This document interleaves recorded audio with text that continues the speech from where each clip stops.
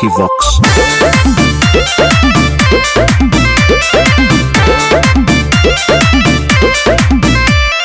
लाइल बानी रंग बंगियो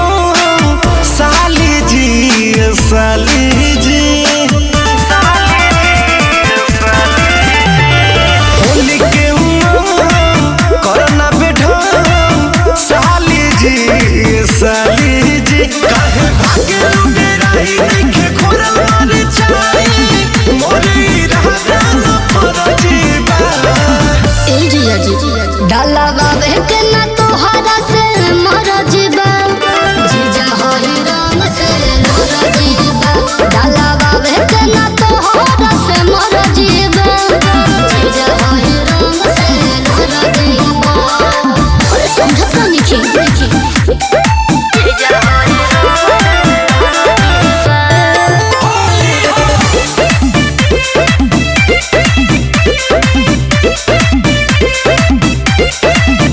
तू बहाना करेलू काहे मना करेलू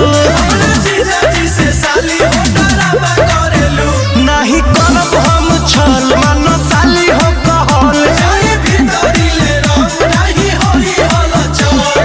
चलतानी सब तोहर चलला जीजा जी मिस दे बगला को दे बबूरा हलवा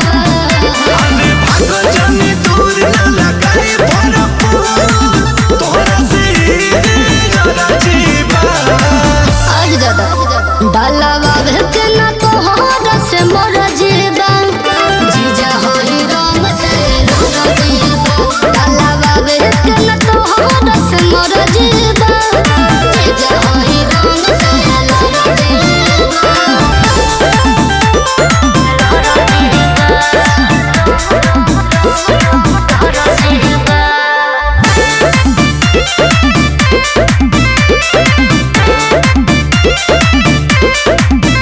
काहे छटक हेलू राह भटक हेलू नहीं होई खाता नागा करब नहीं तो से दागा